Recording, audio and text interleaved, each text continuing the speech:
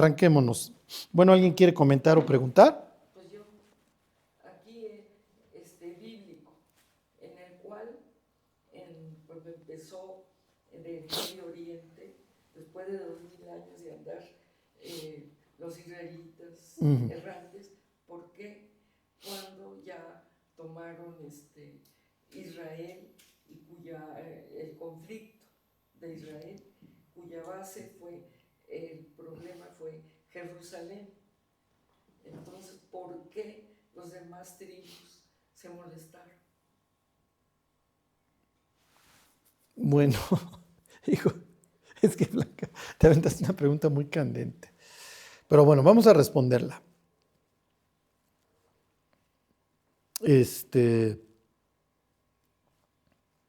Bueno, miren, sirve que vemos un versículo que de por sí vamos hoy a ver. O bueno, a ver si llegábamos. A ver, váyanse a Ezequiel 37, que es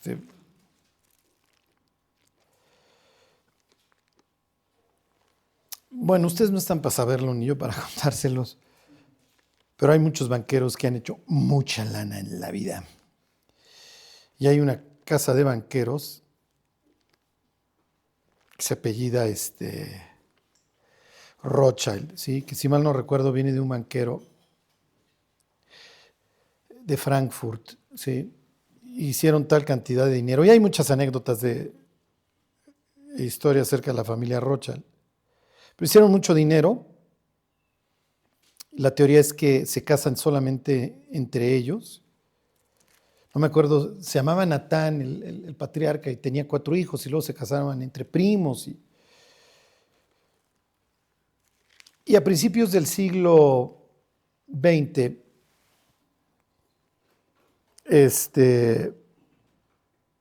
la corona inglesa, Palestina era un protectorado inglés. Hizo la declaración de Balfour en donde le decían a don los Rothschild que veían con buenos ojos generar ahí un país para los israelitas.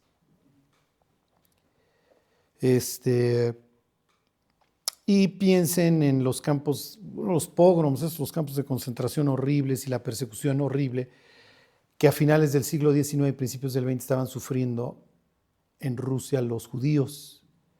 Y luego piensen en el antisemitismo y la persecución en los 30 en Alemania. Entonces es natural que esto empujara. Ajá. Hay un libro que les recomiendo muchísimo que se llama Dispara, ya estoy muerto, de Julia Navarro. Es una novela histórica, pero la señora es una eminencia y va documentando toda la historia. Finalmente, pues tú tienes gentes que están asentadas ahí y que recibieron con buenos ojos a los migrantes. Lo que no se vale es que un día llegues y me digas que me largue de mi casa. ¿Sí me explico? Y eso es lo que sucedió.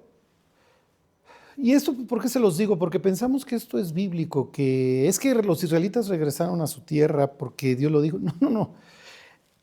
Los Rothschild se quejaría y dirían no. La declaración de Balfour me la dieron a mí. Y el que promovió esto, y finalmente el acreedor frente a la corona inglesa, soy yo, porque yo le he prestado mucha lana. Y hay muchas anécdotas acerca de las luchas napoleónicas, etcétera, la batalla de Waterloo, cómo le meneaban los Rothschild para compra y venta de deuda de guerra, etcétera. Entonces, Rothschild diría, no, a ver, crédito, honor a quien honor merece. Eso no lo hizo Dios, lo hice yo. Y miren, desgraciadamente estoy diciendo algo que para muchos cristianos es, no puedes estar diciendo eso.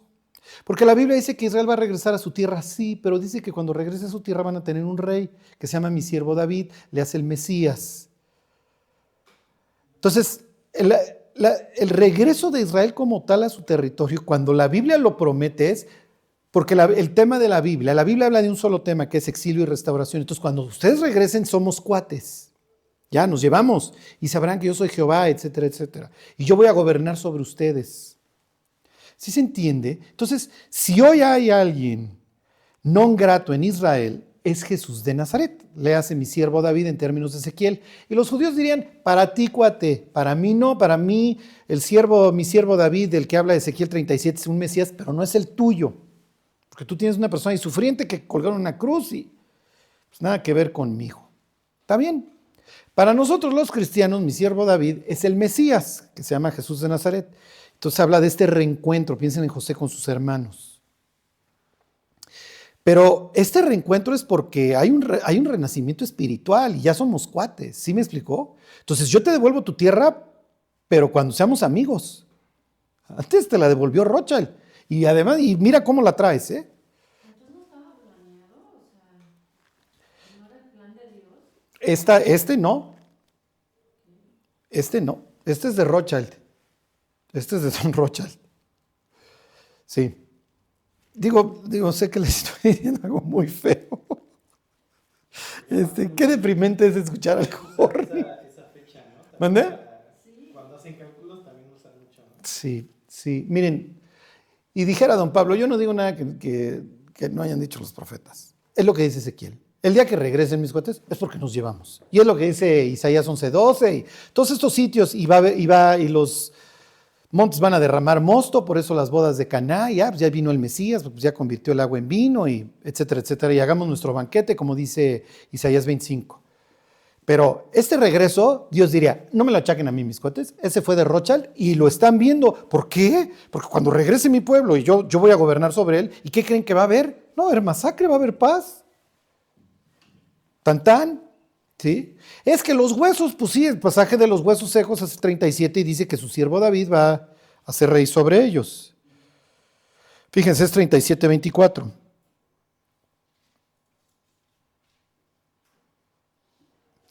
Y ahorita les voy a decir algo muy feo, muy, muy feo. Mi siervo David será rey sobre ellos.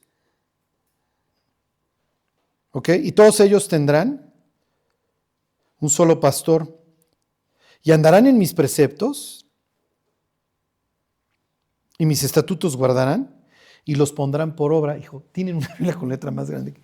Disculpen mis oclayos, No, esa me pone todavía más problemas de... Bueno, si no se los leo de aquí, se los voy leyendo. Sí, no, aquí estoy protegido, aquí le pongo la... Ok, ¿ya vieron? Entonces, este pasaje de los huesos secos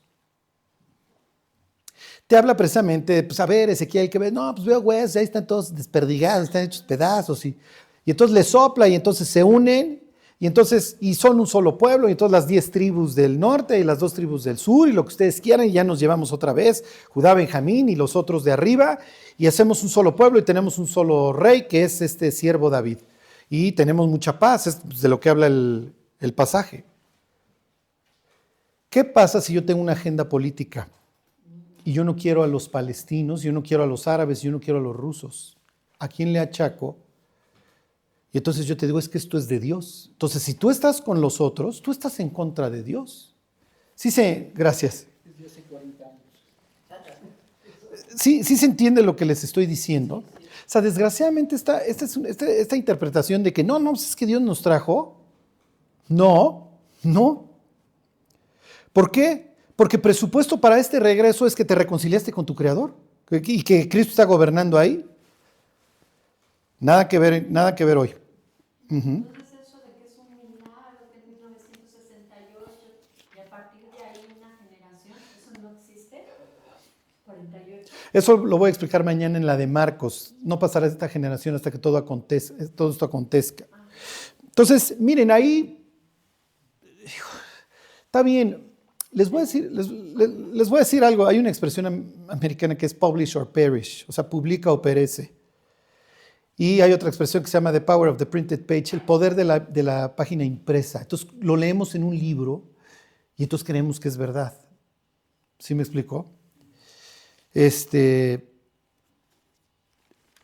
entonces, ¿qué es lo que sucede? Que nosotros llevamos nuestra idea al texto.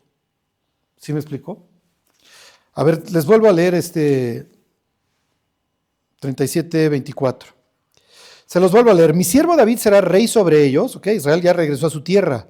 Y entonces cuando Israel regrese a su tierra, ¿qué creen? Necesariamente, porque lo dice don Ezequiel 37:24, mi siervo David será rey sobre ellos. ¿Hoy mi siervo David es rey sobre ellos? Dice, y todos ellos tendrán un solo pastor y andarán en mis preceptos y mis estatutos guardarán y los pondrán por obra. Váyanse a los antros de Haifa. No, eso no está sucediendo. Y miren, para nada se trata de contender ni nada, pero sorry, o sea, no, el supuesto no se está actualizando desde 1948.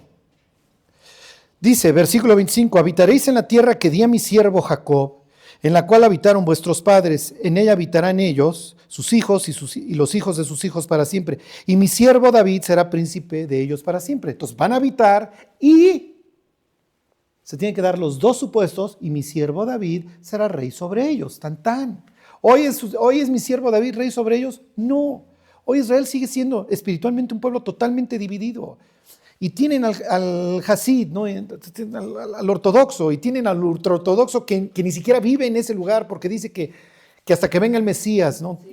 Por lo menos tiene una foto medio más clara. Tienen al judío ateo. Fue una creación especial de la Segunda Guerra Mundial, el New Jew, aunque ustedes no lo crean. El mundo en el que vivimos es espantoso.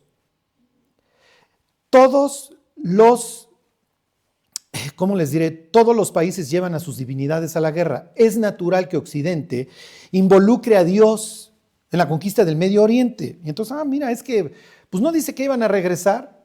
Sí. Miren, cuando estábamos en Israel, me acuerdo que la guía con la que íbamos decía, somos una estrella más de la bandera americana, hombre. Entonces, te lo está diciendo una propia de ahí. Ajá. Y tiene razón, el lugar es estratégico. Siempre lo fue, por eso los puso ahí Dios, ¿no? Entonces, estás entre 3 continentes, ahí estás a tiro de piedra de varios otros países pues, llenos de petróleo. Están todos estos nuevos yacimientos que están encontrando ahí en el Mediterráneo, no me acuerdo cómo se llaman, Tamar, se han puesto nombres ahí bíblicos. No, o sea, cerca de las costas israelitas.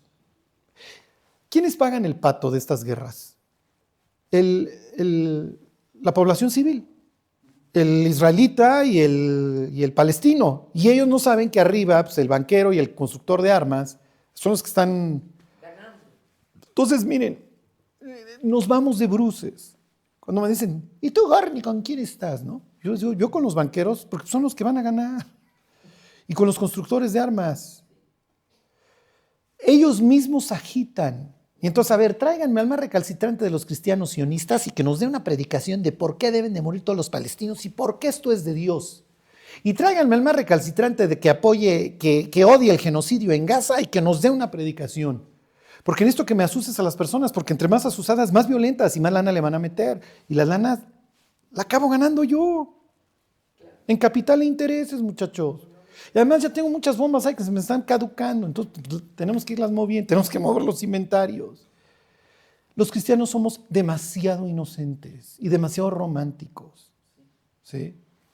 Y entonces nomás el gringo nos mueve tantito así, uy, los malos son los rusos, y ahí nos vamos de bruces. Y entonces, Dios, por favor, destruya a los rusos. Y Dios diciendo, a ver, cuate, estás enfermo, como le dijo Jesús a los discípulos. Ustedes no saben de qué espíritu son.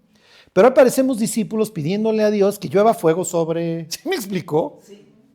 Es que estás maldiciendo a Israel y Dios te va a maldecir. Entonces cuando Acab mata a Nabot, pues hay que felicitar a Acab para que no nos vaya a maldecir Dios, ¿no? ¿Sí me explicó? Estás enfermo, estás mal del cerebro. Además la descendencia de Abraham es espiritual, no es según la carne. Pablo se desgañita escribiendo una carta, la carta a los Gálatas, para explicar ese punto. ¿Sí me explicó? Entonces, a ver, yo no estoy a favor de nadie, yo estoy a favor de que se dejen de estar matando, sí, pero mientras que el ser humano sea codicioso, le va a quitar los cochecitos al de al lado y la guerra va a continuar. Y todo el mundo va a traer a sus dioses a la mesa, ¿no? Entonces los rusos traerán a la iglesia ortodoxa a justificar y los gringos y los israelitas a está bien. Pero los cristianos tenemos que ver más allá de eso y decir, no, a mí no me van a subir a ninguno de sus barcos. No, yo no estoy a favor de ninguna masacre. Ni de israelita, ni de Gaza, ni de mexicano, ni de nada, pero ni modo, ¿no? Un día hablaba yo con un sirio en una tienda hace unos años, cuando Siria la estaban deshaciendo. Y le dije, me da mucha pena lo que está viviendo tu país. Le dije, a nosotros ya no lo hicieron. En 1910 nos organizaron una revolución y destrozaron este país. Y seguimos pagando impuestos por reparaciones. Somos una colonia. Y el cuate me dijo, sí, así están dejando a mi país. Le dije, lo que pasa es que nosotros ya no nos acordamos, ya pasaron 100 años de eso, ¿no?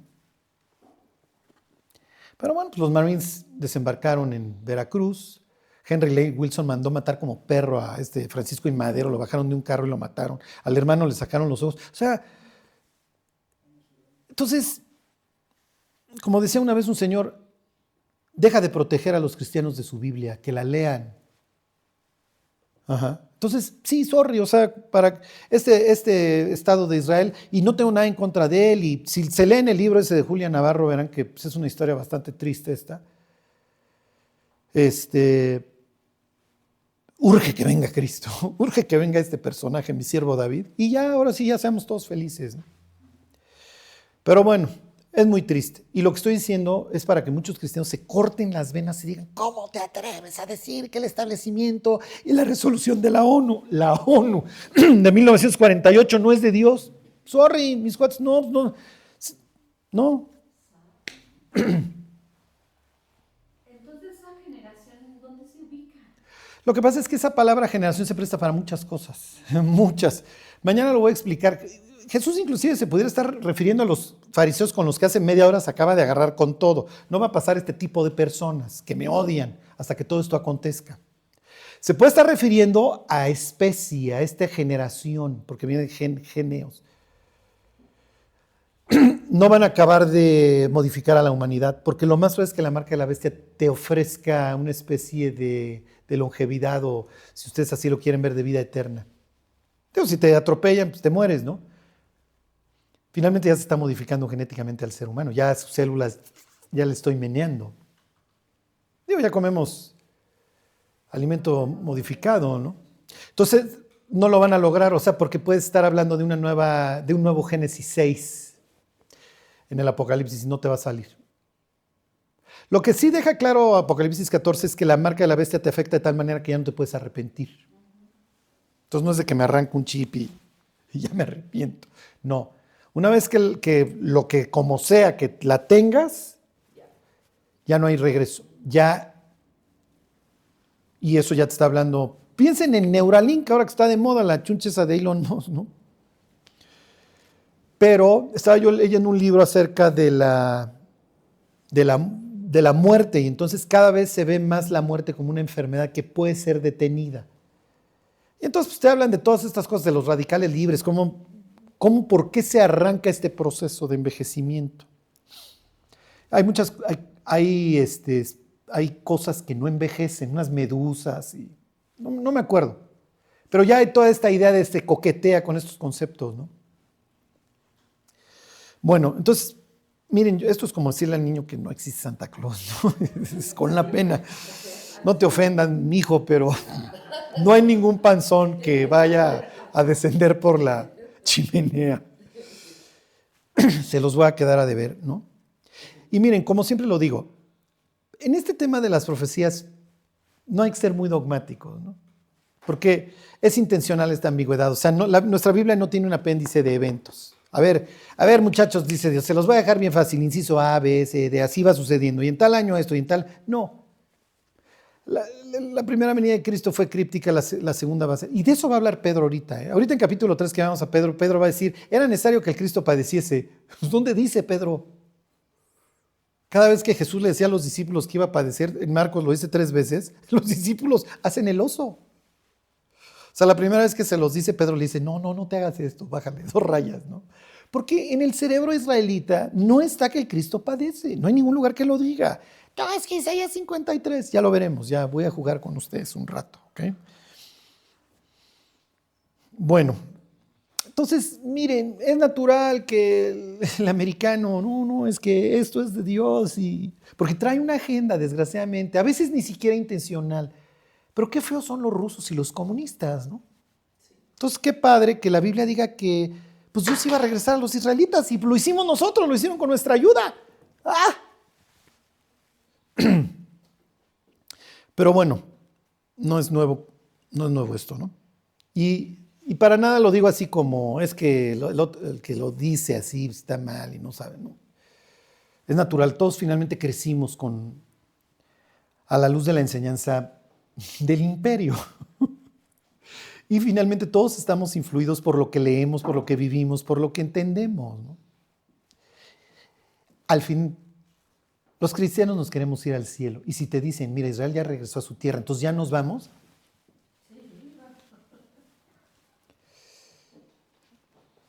Entonces Dios diría, no, mis cuates. O sea, hace falta un elemento y no se ha dado. Lo otro será Don Lord Rothschild. Para bien o para mal. Bueno. Ya no me hagas estas preguntas, Blanca. Estas son las que me meten en problemas. Bueno, ¿alguien más quiere hacer alguna pregunta capciosa?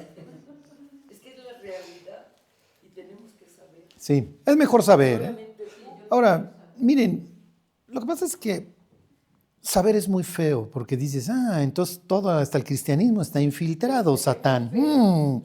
Y Satán se nos queda con cara de, o sea, ¿qué crees que me dedico, cuate? O sea, está en mi descripción de puesto. A ver, tú en tu descripción de puesto está predicar esto, ¿no? Bueno, pues en la mía está pervertir esto, entonces. Bueno. Les voy a volver a leer el 37-24. Mi siervo David será rey sobre ellos. ¿Ustedes creen que los judíos, cuando leían estos pasajes, están pensando en un encuerado en una cruz? Digo, se los digo con todas sus letras, ¿eh? En serio, a ver, yo estoy viendo a un judío más de los que han crucificado. Yo he visto primos, tíos, celotes morir en esta muerte asquerosa de 2-3 días, horrible. ¿Ustedes creen que esa imagen se la voy a aplicar a 37-24 de Ezequiel? Jamás va a morir mi siervo David. O sea, esto es como si Goliat o Saúl o el que ustedes quieran hubiera matado a Nabal, hubiera matado a David. Eso no pasa. Esto es como si Faraón mata a Moisés. Esto no sucede. Esto es como si un rey cananita mata a Josué. No sucede. Entonces tú me vas a venir a decir que este personaje es ese de ahí de la cruz. Estás enfermo del cerebro. Yo me llamo Saúl de Tarso. Yo soy de Tarso, soy ahí en el noreste de mi tierra. Me trajeron de joven a Jerusalén para estudiar la Biblia. Yo me sé la Biblia de memoria. Tú me estás diciendo que esa persona que murió desnuda ahí es este. Tú estás loco del cerebro. Y si no te callas, te voy a ir a encarcelar y te voy a ir a buscar. Ese es don Pablo. Oye, Pablo, ¿tienes razón? Pues claro que sí. ¿No han visto todos esos personajes bíblicos que son premiados por su violencia? Le hace finés, que alancea ahí unos cosas por andarse metiendo con chavas moabitas. ¿No leyeron de Josué? ¿No han leído la conquista, muchachos? ¿No han leído de Barak, de Jefté, de Sansón? ¿Han leído de David? Entonces ustedes me van a venir a mí a criticar por perseguir paisanos míos. No, yo no persigo gentiles. Que dicen que este personaje es ese que murió encuerado. No, ustedes están locos. Ustedes están blasfemando a mi Dios. Para que ustedes vean cómo nosotros llevamos ya nuestras ideas al texto. ¿Cómo no sabían que Jesús era el Mesías? No, nadie lo sabe. ¿Sí me explicó? Nadie lo sabe.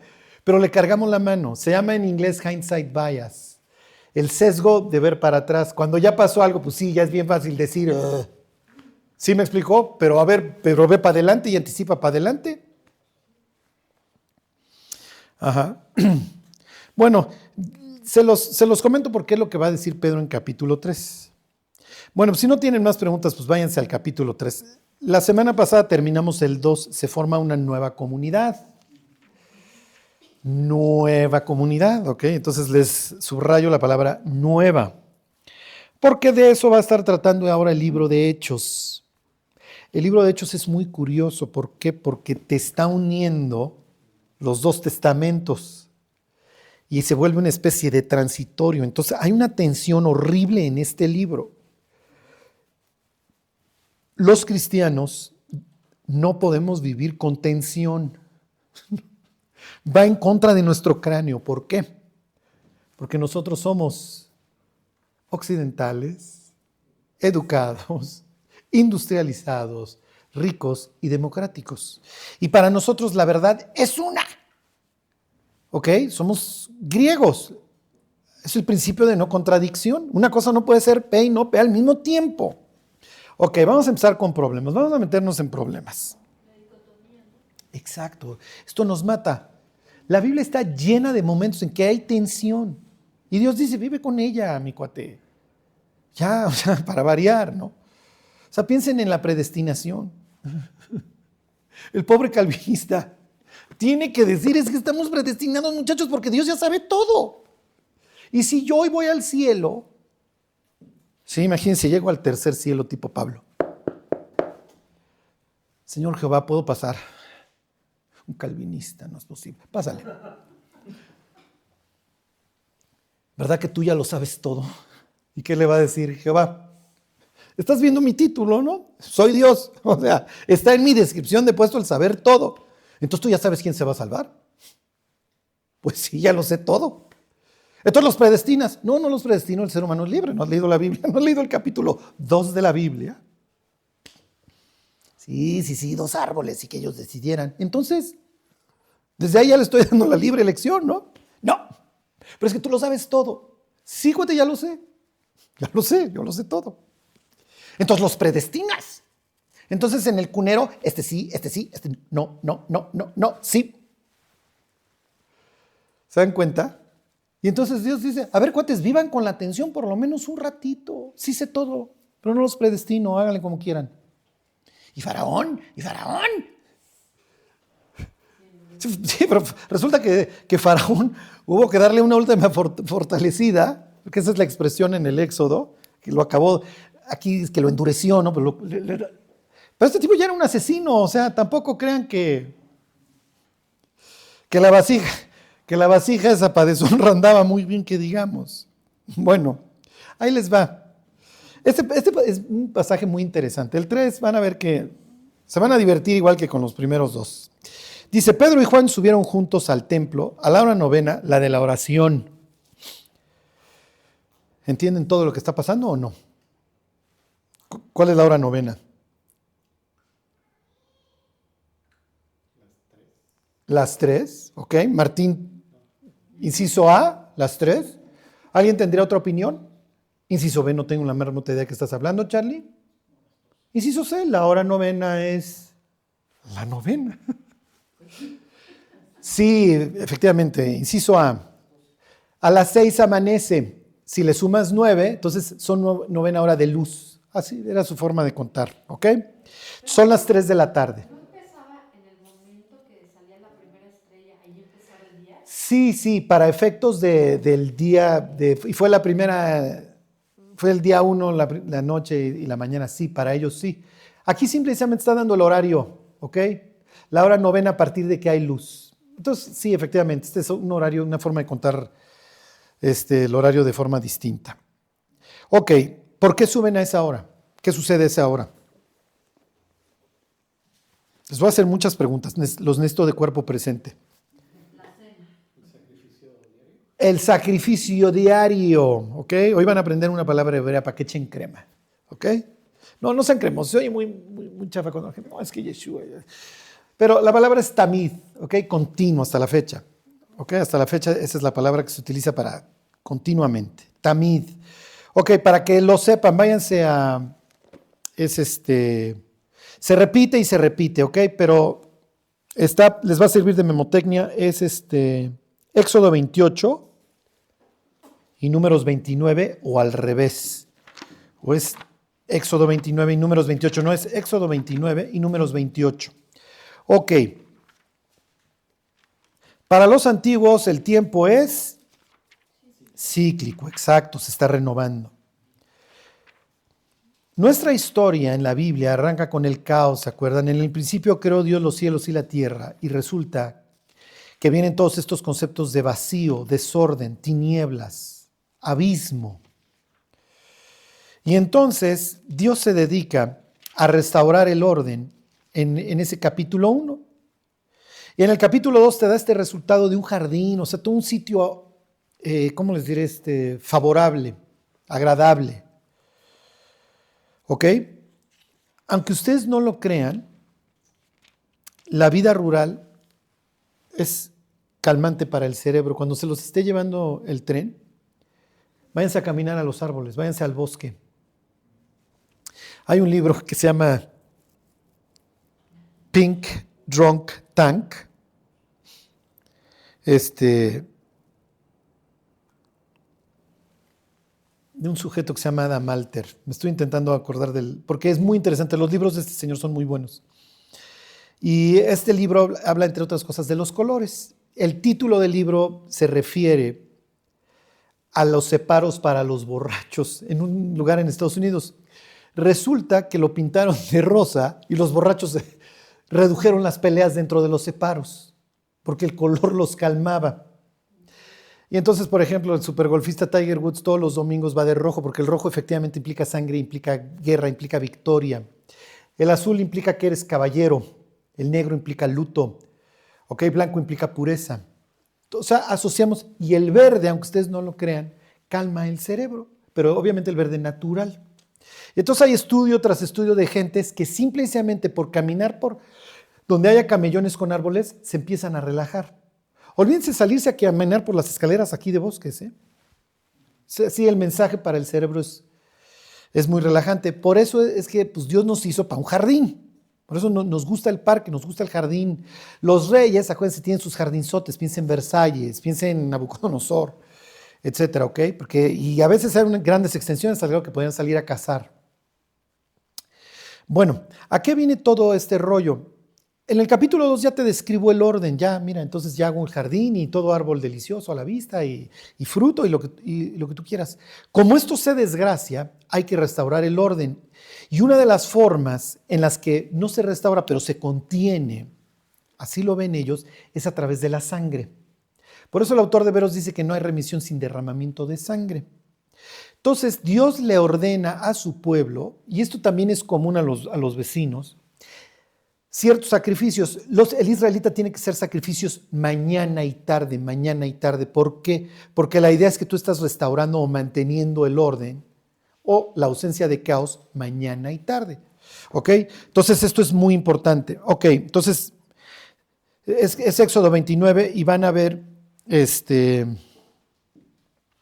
el título ahí es las ofrendas diarias. ¿Ya vieron? Ese título no viene en el texto original, pero solo quiero que vean.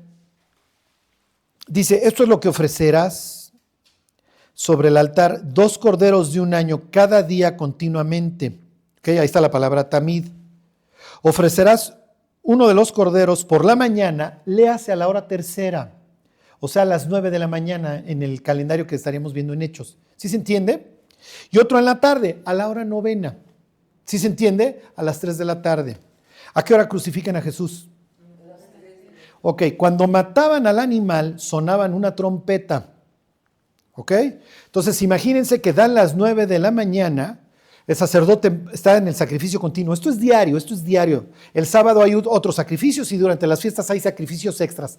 Pero todos los días del año, mi cuate, mañana y tarde. Tú tienes que entender que hay un costo para la restauración. Obviamente todo esto apunta a la cruz, al Mesías, o sea, a donde ahora sí echen todo, muchachos, amarren a Cristo a la defensa del carro y el carro se va a dar contra la barda, pero nos va a salvar la vida.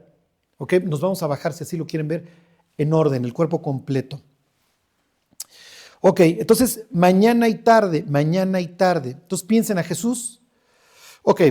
Antes de Jesús, el sacerdote sonaba una trompeta para decir, ya cumplimos, Dios, a las 9 de la mañana. A las 3 de la tarde, otra vez ibas a escuchar, si estaba cerca la trompeta. Piensen en Jesús siendo levantado a las 9 de la mañana a espaldas del templo y cuando lo están levantando se oye a lo lejos la trompeta.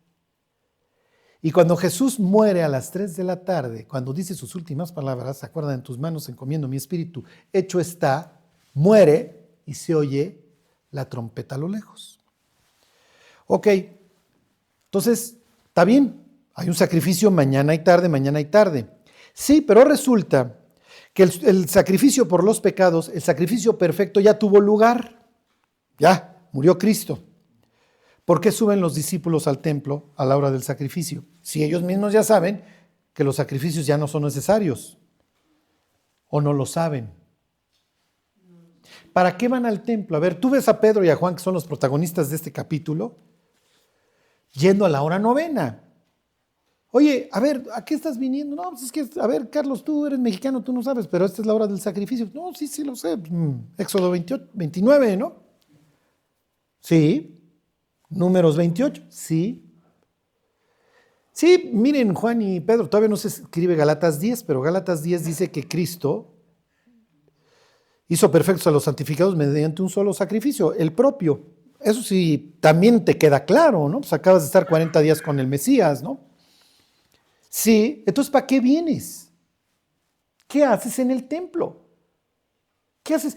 Oye, porque además el hecho de que tú vengas al templo a esta hora, pues quieras que no, pues le da cierta validez al sacrificio que se está celebrando, ¿eh? Porque si tú lo vieras como algo innecesario, bueno, es que vengo a predicar, pues no vengas a esta hora, cuate, porque nomás les das cuerda. Van a seguir con el sacrificio de los animalitos y los sacrificios de los animalitos ya caducaron. Pues no te enseñó tu maestro la última cena, que es el nuevo pacto en mi sangre, haciendo referencia a Jeremías 31, que habla del nuevo pacto. Entonces, ¿qué hacen ustedes aquí? Y a esta hora precisamente, ¿para qué vienen al templo? Además, ¿dónde está Dios? ¿Está Dios en el templo? Ustedes lo escucharon cuando se echó el pleitazo y les dijo, su casa queda desierta, muchachos, yo ya me voy. Y al más puro estilo de Ezequiel capítulo 10, se fue al cerro de enfrente, le hace el monte de los olivos, o como también cuando David salía huyendo, agarró el mismo camino. O sea, el mensaje quedó claro, ya no vive aquí. Y es más, ya viven ustedes, ¿no? ¿Qué hacen ustedes aquí? ¿Y por qué a esta hora? ¿Por qué vienen a orar al templo si ustedes son el templo? Lo que quiero es que vean la tensión. De lo que va a empezar a hablar el libro de Hechos es de todos estos como 20 que van a empezar a caer en la cabeza de los discípulos. Les adelanto, ahorita los gentiles no están incluidos. Y cuando Pedro vaya y le predique a los gentiles, lo van a regañar. Para ellos la vida del templo continúa, es parte de su vida, es parte de su idiosincrasia. ¿Sí me explicó? Pues es que, Carlos, es que esta es la hora a la que venimos. O sea, pues ¿a qué hora quieres que vengamos? Además, pues finalmente tenemos esta oportunidad de predicar. Y aquí ahí están reunidos mis paisanos, ¿no? Miren, será de esas preguntas que le podrán hacer en el cielo. A ver, Juan y Pedro, ¿qué hacían ese día allá? Bueno, es que agarren la onda que para nosotros hay una continuidad. O sea, vino el Mesías, ok, ya vino, dio su vida por nosotros, para nosotros hay una continuidad. Tú estás a 2000 años en donde sí hay una ruptura total entre el judaísmo y el cristianismo, pero a nosotros nos dejan entrar al templo y nos van a dejar entrar a las sinagogas creyendo en el Mesías. Les comento, a la sinagoga entraban, si perdonaban la vida y salían del desierto y andaban en las diversas ciudades, entraban esenios. Los esenios, no quiero decir son los más faroles, pero los jueces dijeron, miren, todos ustedes están súper mal, nosotros agarramos nuestros triques y nos vamos al desierto, porque Isaías 40 dice que el Mesías viene por el desierto. Entonces agarramos nuestros triques y nos vamos para el sur y al desierto, muchachos. No nos merecen. Tal cual, ¿eh?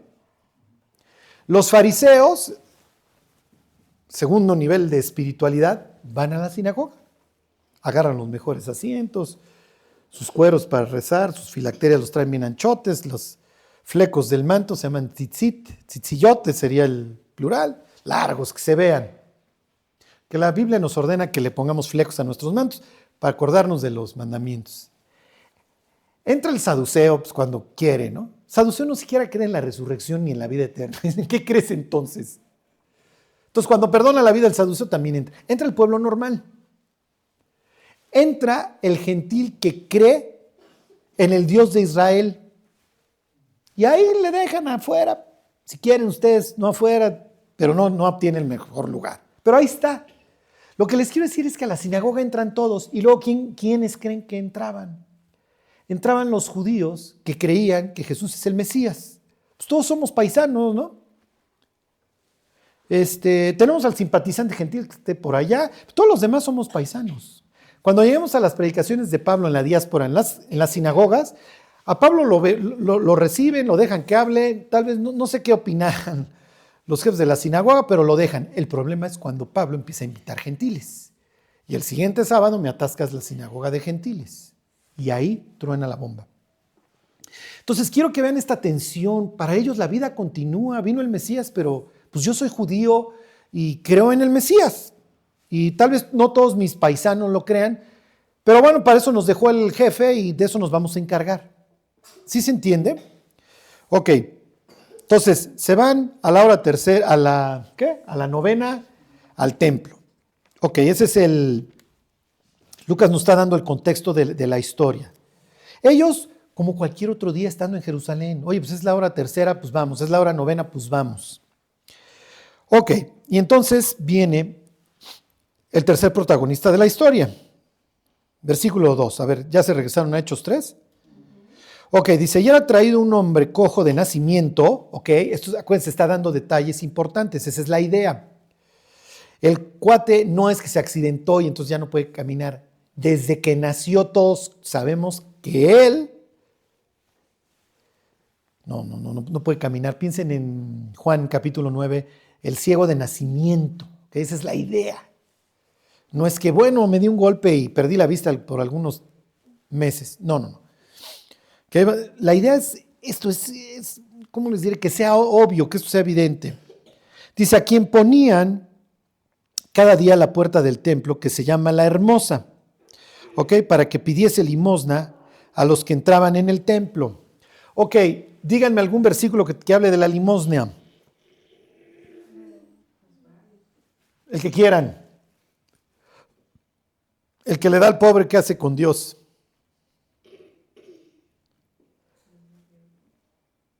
El que da al pobre rayita a Dios. Le presta a Dios. Los limosneros eran colocados en lugares estratégicos. ¿Por qué? Porque si yo voy al templo y yo vengo recordando todos estos versículos de la literatura de la sabiduría, piensen, de los proverbios, o todos estos pasajes en donde no seas mezquino con tu vecino cuando te pida, dale. Pues si voy al templo y dice que le voy a prestar a Dios dándole al pobre, pues le doy, que me vea, pues estoy bien cerca. Piensen, ¿dónde se pone Bartimeo? Bartimeo se pone en un sitio estratégico, le hace en un camino en Jericó, en donde pasan todas las personas que vienen del norte en las peregrinaciones a las fiestas mayores. Le hace la Pascua, Pentecostés y las fiestas de otoño. Entonces, por eso es que está Bartimeo ahí y por eso es que está este cuate aquí. La gente viene al templo, es natural que tenga un arrebato espiritual y me dé una lana. Ok, no es lo mismo que me pongan enfrente de la puerta que se llama La Hermosa, era así de un cobre muy bonito de Corintio. Por eso Pablo habla de, si yo no tengo amor, soy como cobre ahí que no funciona, como algo de bronce, ¿se acuerdan? Bueno, entonces una puerta preciosa, y entonces pues ahí me ponen, y es natural que la gente me esté dando y dando. Como llevo aquí desde, vayan ustedes a saber cuántos años, soy así desde el nacimiento, digo, no quiere decir que estaba ahí desde que nació, pero ya llevo muchos años, la gente me conoce, este es el cuate que ponen ahí. ¿Sí se entiende? Bueno. Versículo 3. Cuando vio a Pedro y a Juan que iban a entrar en el templo, les rogaba que le diesen limosna. Pedro, con Juan, fijando en él los ojos, le dijo, míranos. Entonces él les estuvo atento, esperando recibir de ellos algo. Entonces, a ver, venos, ¿no? Pues algo me van a dar o algo, va a haber algo con estos personajes, ¿no? Versículo 6, mas Pedro dijo, no tengo plata ni oro, pero lo que tengo te doy. En el nombre de Jesucristo de Nazaret, levántate y anda. Ok, Pedro hace unos días le dijo a los que lo escuchaban, en ese día de Pentecostés, que se bautizaran en el nombre. Okay, esto es muy importante, ahorita lo vemos. En el nombre de Jesús de Nazaret, esto es muy fuerte. Ok, bueno. Versículo 7, y tomando por la mano derecha, le levantó, y al momento se le afirmaron los pies y los tobillos, ¿ok? Y saltando se puso en pie y anduvo, y entró con ellos en el templo, andando y saltando y alabando a Dios. Y todo el pueblo le vio andar y alabar a Dios, y le reconocían que era el que se sentaba a pedir limosna a la puerta del templo, La Hermosa, y se llenaron de asombro y espanto por lo que había sucedido. Ok. Los autores bíblicos, acuérdense, construyen sobre los anteriores. ¿Qué pasaje está citando Lucas? Porque, miren, Lucas pudo haber narrado muchas historias acerca de estos hombres. Con la pura sombra curaban. ¿Por qué narra este evento? Hay varias razones. ¿Ok? Se está construyendo algo nuevo y esto va a detonar muchísimas cosas. Entre ellas, se los voy a adelantar. El capítulo 3 te empieza a presentar el cambio de régimen. El cambio de autoridad en Israel. Nada más se los dejo así y ya lo iremos desarrollando. ¿Qué pasaje? Este viene en el examen. ¿Ok? No pueden llegar al cielo sin saber este. ¿Ok? Cuando los judíos tradujeron la Biblia al griego, en el siglo II a.C., hicieron algo bastante útil porque el Nuevo Testamento está en griego, entonces tú puedes ver palabras, las mismas palabras en el texto griego del Antiguo Testamento que aquí, y hay muchas de este pasaje que se repiten en Isaías 35. Váyanse a Isaías 35. Lo que vamos a leer es una traducción del hebreo al español. ¿Ok? Pero ahorita van a ver que ciertas palabras, cuando traducen al griego, son las mismas que va a usar Lucas allá. ¿Por qué? Porque Lucas está haciendo un punto. ¿Ok? Cuando venga el Mesías va a suceder algo. ¿Ok? Bueno.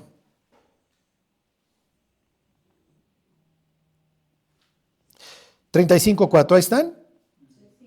Dice, decídalos de corazón apocado. Esforzaos, no temáis. He aquí que vuestro Dios viene con retribución, con pago. Dios mismo vendrá y os salvará. Entonces los ojos de los ciegos serán abiertos y los oídos de los sordos se abrirán. Piensen, esta es la cantidad de milagros que hace Jesús, sobre todo en Marcos, de sordos y de ciegos. Piensen en el Evangelio de Juan. Ok, versículo 6. Entonces el cojo saltará como un ciervo y cantará la lengua del mudo, porque aguas serán cavadas en el desierto y torrentes, nuevamente otra expresión, y torrentes en el desierto, en la soledad. Les voy a leer versículo 8, el capítulo 3 del libro de Hechos. Y saltando, se puso en pie y anduvo. Lucas está haciendo una cita está enfatizando Isaías 35. ¿Por qué? Porque cuando venga Dios mismo, entonces, ¿qué está implicando? ¿Qué está implicando Lucas de Cristo? ¿Que Cristo es qué? ¿Cristo es Dios? Porque Isaías 35 dice que Dios mismo va a ser el que venga. Y cuando venga Él, los ojos de los ciegos van a ser abiertos, los sordos van a escuchar y los cojos van a tener bien las piernas y van a saltar, como lo está haciendo este cuate. Por eso Lucas resalta y saltando. Digo, ya dije una burrada, ya dije, ¿cómo se dice? Redundancia. Lucas resalta que este salta. Bueno, Lucas subraya que este cuate salta y se pone en pie. ¿Ok? Entonces, si los tullidos están brincando, ¿qué quiere decir? Pues que ya estamos en la era mesiánica. Y es lo que Pedro va a decir. Pedro se va a aventar una cristología así de alta escuela, fíjense. La gente tiene miedo y entonces Pedro les dice, y teniendo asidos a Pedro y a Juan, el cojo que había sido sanado, todo el pueblo atónito concurrió a ellos al pórtico que se llamaba Salomón. Entonces en el patio del templo que estos están, todo el mundo viene, porque ¿te acuerdas del cuate que acabamos de acostar ahí? Bueno, pues resulta que el Señor está con la cuerda, ¿sí?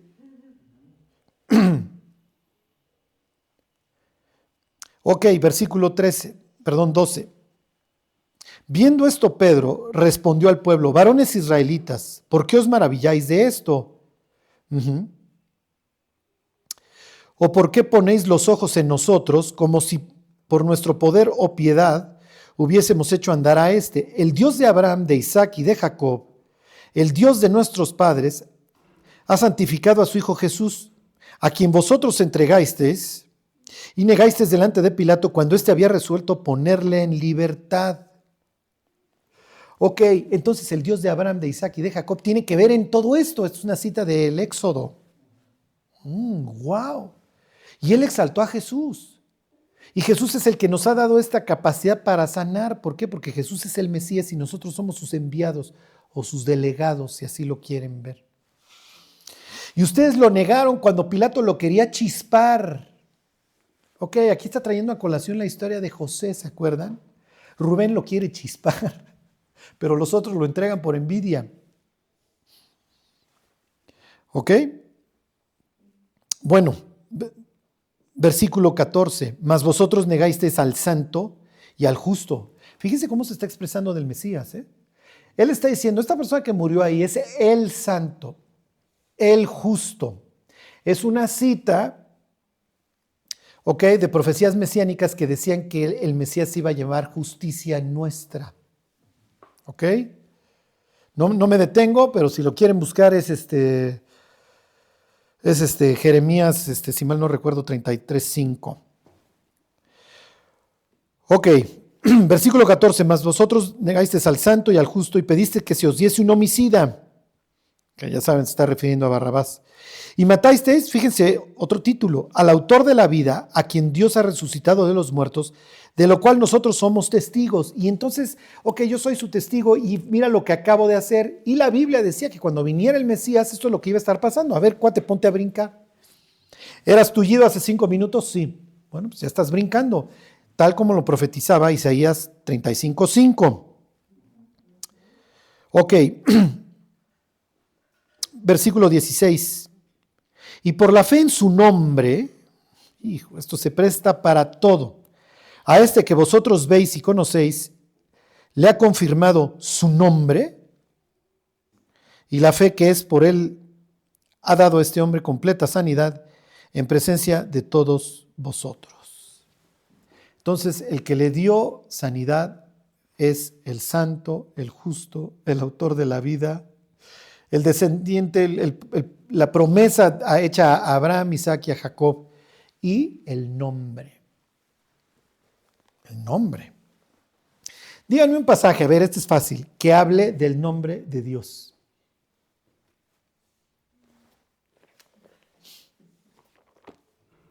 Fíjense en los 10 mandamientos. ¿No tomarás el qué? Sí, ok. Pero luego resulta que el nombre parece así como persona. A ver, váyanse al Salmo 20. Los judíos, hasta la fecha, se refieren a Dios como el nombre. Si alguna vez ustedes han escuchado esta expresión, Hashem, Ja es él, Shem es nombre. Que yo les podría decir, es de Shemi Carlos, es mi nombre, ¿no? Si yo le pregunto, Mashmo, ¿cómo te llamas? ¿Cuál es tu nombre? Si mal no recuerdo de mis lecciones. ¿Qué les dije? Salmo 20. Ok, fíjense, este es bastante extraño. Un toy. Este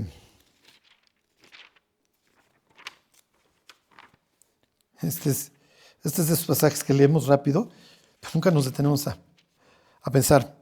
Ahorita lo que quiero que vean es que lo que está diciendo Pedro es muy fuerte. Ok, ahí están. Dice al músico principal, Salmo de David. Jehová te oiga en el día del conflicto. El nombre del Dios de Jacob te defienda. ¿Cómo me va a defender un nombre? A mí empiezan a agarrar a golpes y yo empiezo a decir, Carlos. ¿Qué estás diciendo? Pues es mi nombre. O puedo empezar a decir el nombre de ¿sí me explico? No, el nombre es una persona, así lo ven, por eso le llaman hasta la fecha a Dios el nombre, porque el nombre de Dios te va a defender. Es una forma de expresarse de Dios. Cuando Pedro dice que por el nombre ha sido sano, ¿qué está diciendo de Jesús? ¿Que Jesús es qué? Que Jesús es Dios. Ok, a ver, váyanse a Primera de Reyes 8. Primera de Reyes está tantito para la izquierda. Salomón está inaugurando el templo. Él está muy feliz, está dedicando el templo.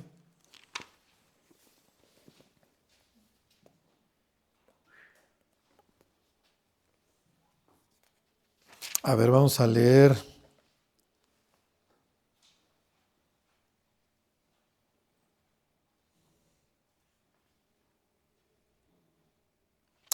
¿Dónde estoy?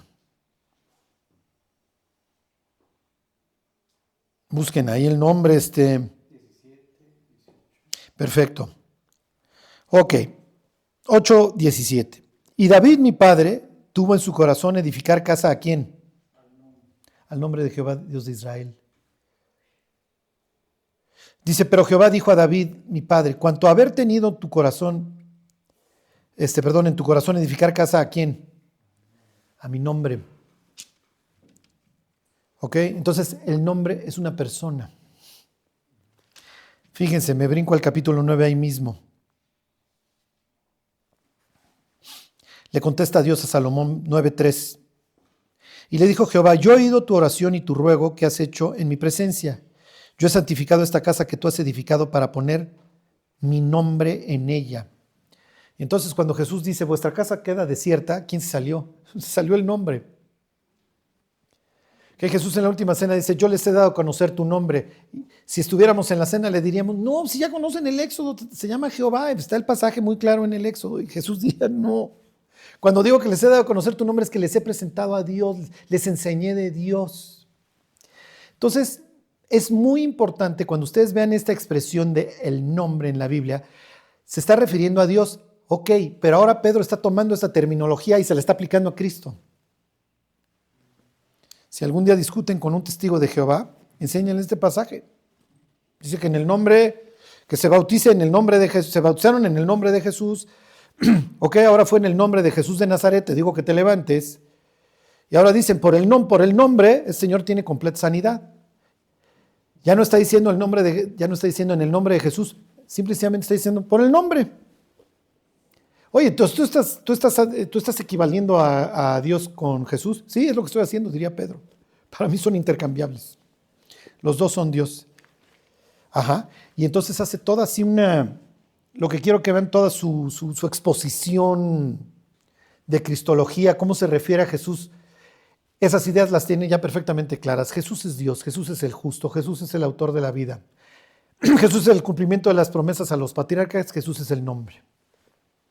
¿Ya lo vieron? Bueno, regrésense a Hechos 3 y le seguimos.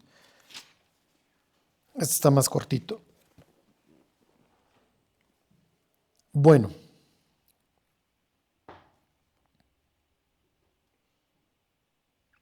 Ontoy. Versículo 17, 3:17, ahí están. Mas ahora, hermanos, sé que por ignorancia lo habéis hecho, como también vuestros gobernantes. Está bien. ¿Por qué? Porque pues no, la identidad así, el perfil mesiánico de Cristo así, pues claro, clarito, tampoco estaba, ¿no? Ahorita lo vemos. Pero Dios ha cumplido así lo que había antes anunciado por todos los profetas, que su Cristo había de padecer. Y con base en esta exposición que te hago del Mesías, te ordeno que te arrepientas y pongas tu confianza en Él. Sé que lo hiciste por ignorancia. Pero el Cristo tenía que padecer. Si tú lo dices, Pedro. Miren, váyanse tantito a la derecha al capítulo 26, ahí mismo. Esta vez no está predicando Pedro, está predicando Pablo.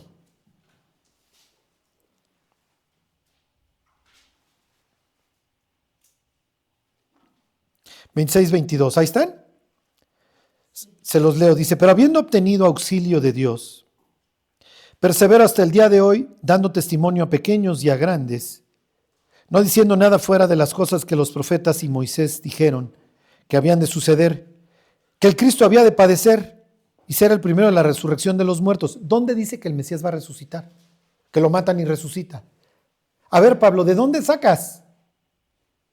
A ver, Pedro, ¿de dónde sacas que el Cristo había de padecer? Pedro diría, pues es que él me dijo, yo lo quise ubicar luego y ya vieron cómo me fue. Pero, a ver, Pedro, pero tú estás diciendo que todos los profetas decían que el Cristo había de padecer y lo mismo está diciendo Pablo. Yo no digo nada fuera de la Biblia y que los profetas no dijeron que el Cristo había de padecer y Pablo le añade y que había de resucitar de entre los muertos, ser el primero en resucitar. Ah, caray, pues ¿de dónde sacan? Miren, ya no los atiborro, pero Lucas capítulo 24 dice lo mismo, esa vez lo dice Jesús. Así era necesario, así estaba escrito que el Cristo padeciese. Y tú dices, sí, y tú dices, Jesús, ¿dónde dice? A ver, miren, vamos a ver algunos pasajes mesiánicos del Antiguo Testamento. Ahora váyanse a Isaías 7, volvamos a este Isaías que le encantan estos temas mesiánicos. Isaías 7, este es un pasaje famoso ahí, la profecía del rey Acaz.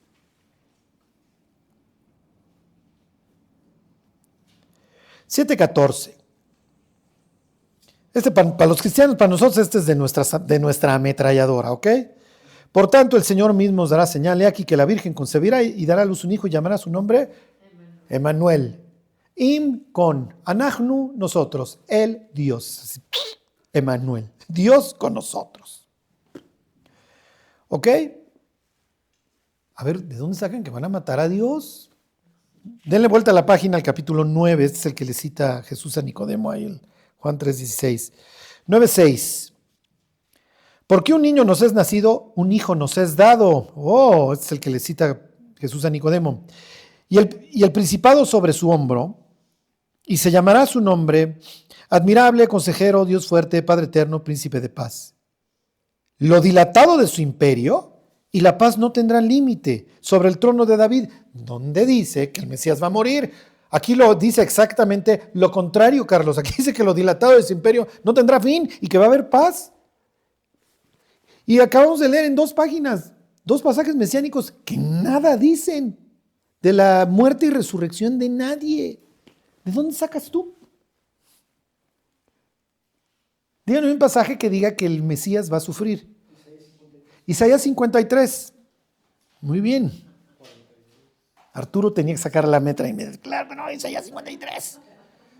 Además, ese se lo leemos a los judíos.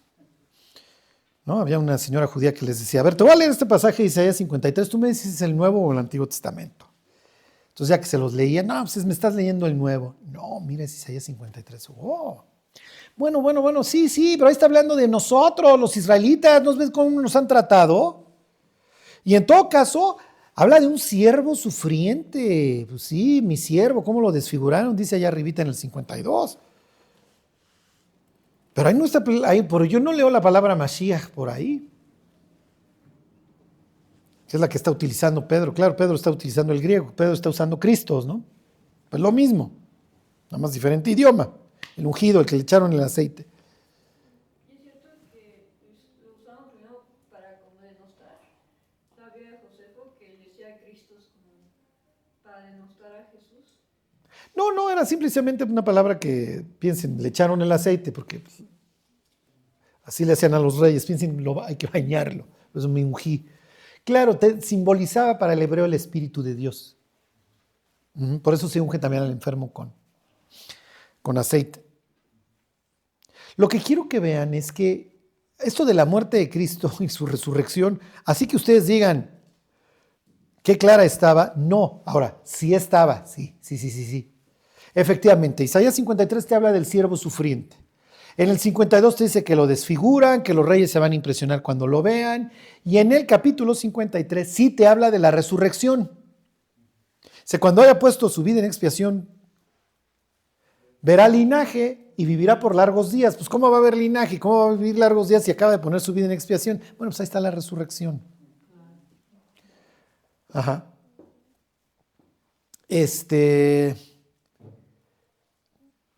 Díganme otro. 42, 43. El 42 te habla del siervo sufriente, ¿no? Lo mismo que el 49, y me vas a hacer hasta las costas, ¿no? Hasta lo último de la tierra, y en el 42 el Espíritu se va a posar sobre él. En él mi espíritu tiene contentamiento. Sí, pero no dice que va a sufrir. El 53 está clarísimo. Pero no crean que lo tenían tan claro. Por eso en el propio libro de Hechos hay un pobre etíope que va al templo y trae el 53, se lo tiene que venir a explicar Felipe, porque oye, ¿de quién está hablando?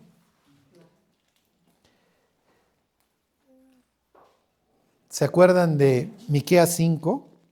Van a herir en la mejilla al juez de Israel con vara. ¿Se acuerdan? A Jesús le pone una corona de espinas y le empiezan a dar de palazos. Era el tratamiento estándar, ¿no? Miren, más claro ni el agua, José. Sí. Y más adelante veremos el discurso de Esteban. Esteban emplea a José como una figura clarísima del sufrimiento del Mesías y el rechazo de los patriarcas. No utiliza la palabra hermanos. Esteban es así muy, ya lo veremos. Isaac le ponen la madera, van 4 personas, 2 se van a quedar atrás y nada más van a subir el padre y el hijo y lo va a amarrar y lo va a sacrificar. Entonces, aquí a los dos lados ustedes se quedan afuera luego ya de la película y mi problema es con él y a él lo voy a matar y sobre él voy a descargar mi ira. Y él se entrega voluntariamente y resucita de los muertos al tercer día. Isaac en ese sentido resucita el tercer día, ¿okay? Porque Dios evita que lo mate en el tercer día.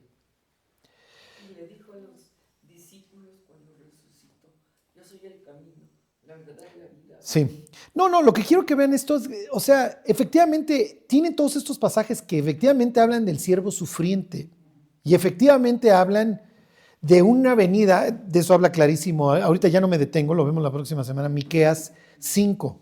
Voy, me hieren, los dejo y regreso.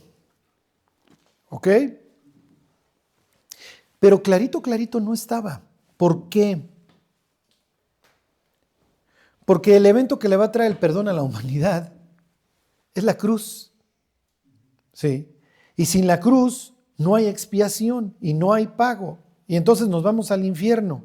Sí, pero resulta que si el diablo sabe que lo que eventualmente libera y perdona al hombre es mi muerte, pues no me mata. Entonces lo tengo que hacer críptico, ¿sí me explico? Y claro, a toro pasado, Pedro puede agarrar perfectamente Miqueas 5, Isaías 53, el Salmo 22, o sea, que están las fotos clarísimas, y decir, miren muchachos, efectivamente estaban desperdigadas estas profecías, pero una vez que las vas agarrando, pues ya tienes una fotografía bastante completa del Mesías. ¿Sí se entiende? ¿Se entiende? Entonces, Pedro hace toda una exposición de que Jesús es Dios, es el Mesías, es el justo, es el autor de la vida. Y luego él invoca las escrituras para decir, el Cristo tenía que padecer. Le habrán preguntado en ese instante, igual y sí. Y ahí es donde les pudo haber hecho este salmo, todos estos salmos mesiánicos, Isaías 53, bla, bla, bla, lo que ustedes quieran, la historia de José, la historia de Isaac, todos estos tipos de Cristo, el propio Jonás, el enviado a los gentiles, etcétera, ¿ok? Y lo que va a decir a continuación es, así que arrepentíos y convertíos para que vengan de la presencia del Señor tiempos de refrigerio. ¿Por qué? Porque la persona que responde a este llamado efectivamente los encuentra estos tiempos de refrigerio. ¿Por qué? Porque se reconcilia con Dios, se reconcilia con el autor de la vida. Antes de la conversión, la persona está en enemistad con el autor de la vida. Por eso, años más tarde, Jesús, cuando detenga a Pablo, le va a decir, te vas a dedicar a ser mi enviado y les vas a predicar el evangelio, ¿para qué? Para que se conviertan de las tinieblas a la luz y de la potestad de Satanás a Dios. En palabras de Pedro, para que vengan los tiempos de refrigerio y eventualmente regrese el Mesías y esto se restaure por completo. Bueno, ese es don Pedro, sabía su Biblia, efectivamente, hizo un gran trabajo. Mucha gente se va a convertir obviamente a raíz de esto. Esta es la idea. Hoy nosotros somos los, si así lo quieren ver, los que recibieron la estafeta, los herederos. A nosotros es a los que nos toca sabernos la Biblia y compartirla. Bueno, que lo hagamos hasta el día que venga Cristo o nos muramos. Bueno, pues vamos a orar y nos vamos. Dios, te damos gracias por esta tarde, Dios, por la salvación que tú conseguiste con la muerte de tu propio Hijo. Gracias, Dios. Que valga la pena en nuestras vidas. Te pedimos por esta iglesia, Dios, por nuestras familias y porque muchas personas se puedan convertir a través de esta nueva congregación, Señor. Que así sea. Te lo pedimos por Jesús. Amén. Bueno.